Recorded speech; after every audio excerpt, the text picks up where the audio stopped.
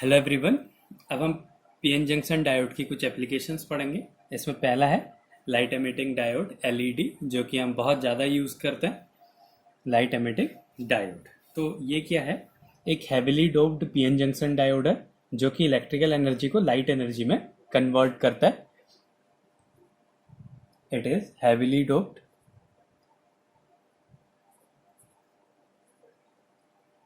PN junction diode, heavily doped PN junction diode which converts electrical energy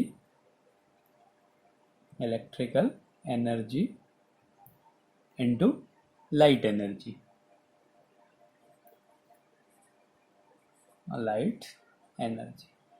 तो ये electrical energy को light energy में कैसे convert करता है उसको देखते हैं। तो क्या है? एक पीएन जंक्शन डायोड है।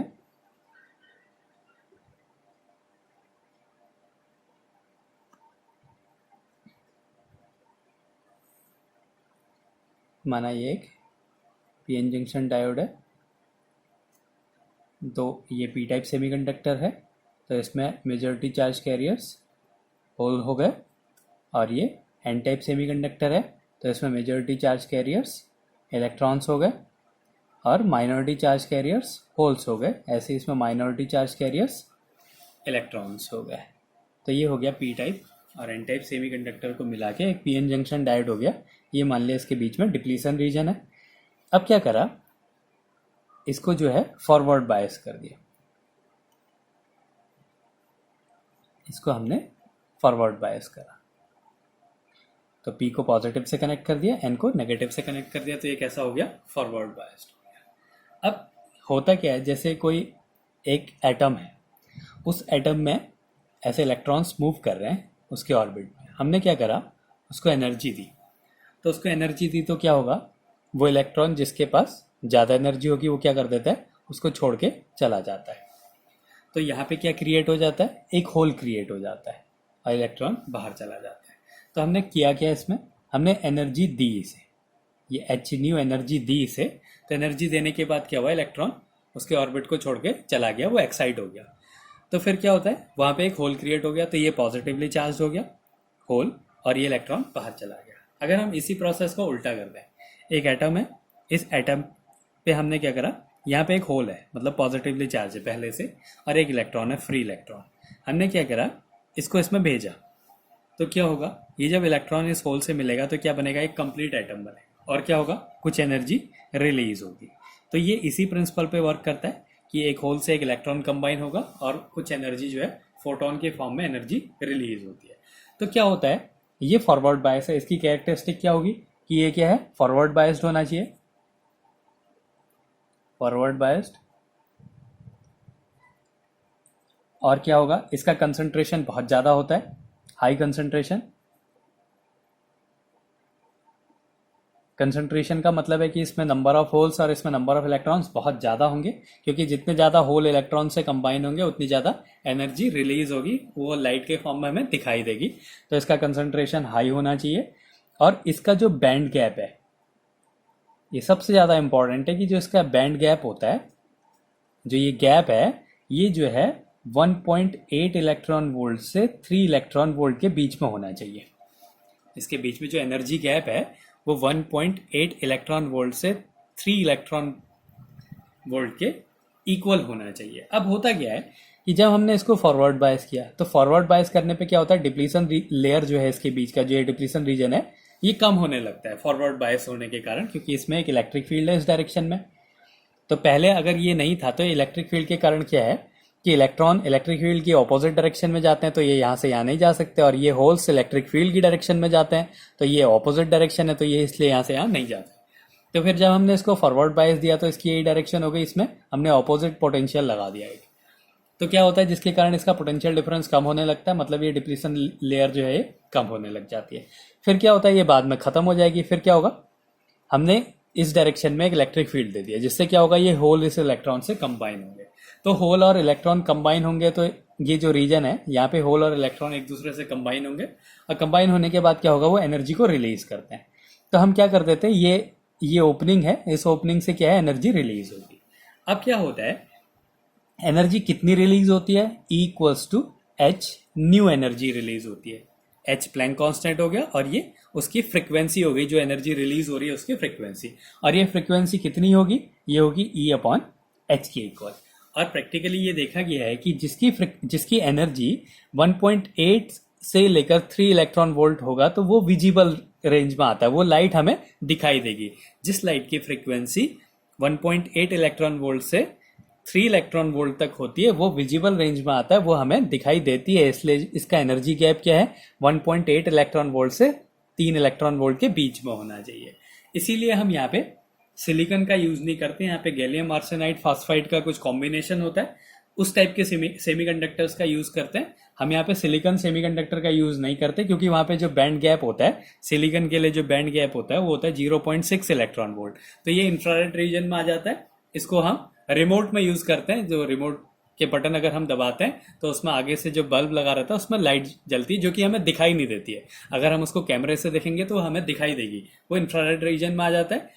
और हमें क्या चाहिए, यहाँ पे लाइट दिखनी चाहिए, इसलिए इसकी फ्रिक्वेंसी जो है वो ज़्यादा होनी चाहिए। और वो फ्रिक्वेंसी कब मिलेगी, जब एनर्जी जो है वो 1.8 से ज़्यादा और 3 इलेक्ट्रॉन वोल्ट से कम होती है। इसीलिए जो है इसका बैंड गैप जो है 1.8 से 3 इलेक्ट्रॉन वोल्ट तक रखा जाता है।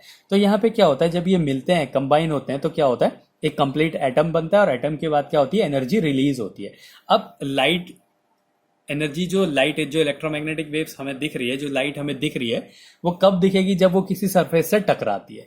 तो वो किसी सरफेस से टकराती है, इसलिए हम क्या कर देते हैं, इस पोर्शन में एक प्लास्टिक का कवर लगा देते हैं। तो जिससे क्या होता है, एनर्जी इससे टकराती है और टकराने के बाद हमें लाइट दिखाई देती है। और यही इसका क्या है, वर्किंग है, कि क्या करता है, इसमें एक एटम, एक जो होल है वो इलेक्ट्रॉन से टकराता है, और होल इलेक्ट्रॉन से कंबाइन जब होता है तो क्या करता है, एक कंप्लीट एटम बना देता है। और उस एटम से कुछ एटम बनने पे कुछ एनर्जी रिलीज होती है, जिसके कारण क्या होता है, हमें ये लाइट दिखाई देती है। अब यहाँ पे क्या होता है, एक फिक्स्ड, एक जो ये सेमीकंडक्टर्स जो यूज किए जाते हैं, ये गैलियम आर्सेनाइड फॉस्फाइड का इसका कॉम्बिनेशन होता है।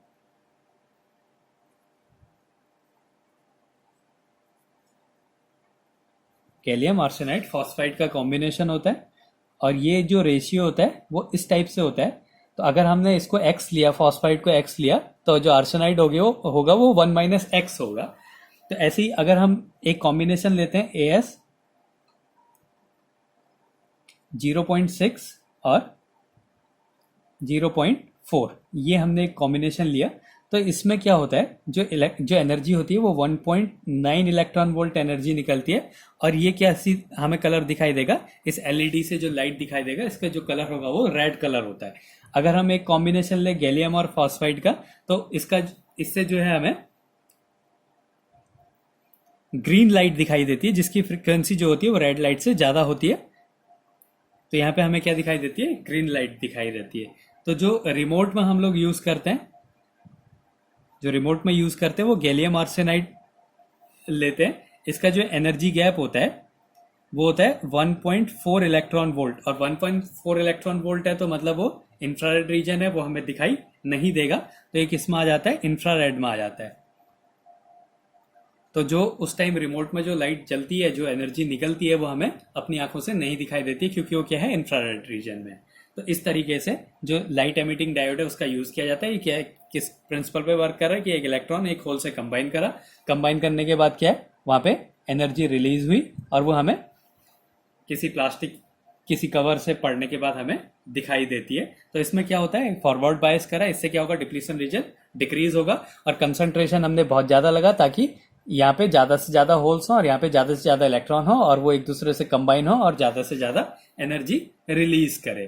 तो ये क्या है, इसका प्रोसीजर है कि ये कैसे वर्क करता है। इसके बाद इसके कुछ एडवांटेजेस होते हैं। एडवांटेजेस ऑफ एलईडी,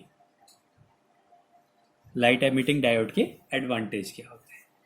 तो ये क्या होता है, कम से कम वोल्टेज पे वर्क करता है। तो इसका जो ऑपरेशनल वोल्टेज है वो बहुत ही कम होता है, और इसको काम करने के लिए बहुत ही कम पावर की भी जरूरत होती है। तो इसका सबसे बड़ा एडवांटेज है लो ऑपरेशनल वोल्टेज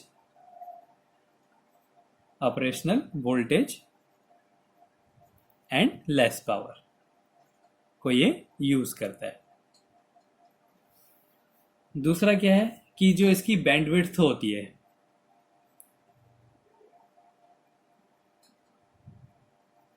जो इसकी बैंडविड्थ होती है वो होती है 100 एंगस्ट्रम से 500 एंगस्ट्रम तक होती है। इसका मतलब जो इससे लाइट निकलती है वो लगभग एक जैसी होती है, मतलब जो लाइट होगी वो नियरली मोनोक्रोमेटिक होगी। मोनोक्रोमेटिक क्योंकि यहाँ पे हम एक ही कलर का देखेंगे कि अगर फ्रीक्वेंसी के अकॉर्डिंग या तो ग्रीन कलर ही दिखाई देगा या हमें रेड कलर ही दिखाई देगा या येलो कलर ही दिखाई देगा, तो कैसा हमें दिखाई देता है? मोनोक्रोमेटिक होता है क्योंकि इसकी जो बैंडविड्थ होती है वो फिक्स रहती है लगभग। फिर अगला है, ये इसकी जो लाइफ होती है वो बहुत ज़्यादा होती है, जल्दी से ख़राब नहीं होते, लॉन्ग लाइफ होता है। और इसका जो एक्शन होता है ये फास्ट एक्शन होता है और इसमें कोई वार्म अप टाइम नहीं होता है। जैसे अगर हम कॉमन एक बल्ब यूज कर रहे हैं तो उसमें क्या होता है, उसका फिलामेंट थोड़ा हीट करता है, लेकिन यहाँ पे फास्ट एक्शन होता है। एक इलेक्ट्रॉन तुरंत जैसे हमने स्विच ऑन किया, एक इलेक्ट्रॉन एक होल से कंबाइन करा और एनर्जी हमें रिलीज हो जाती है, हमें मिलती है।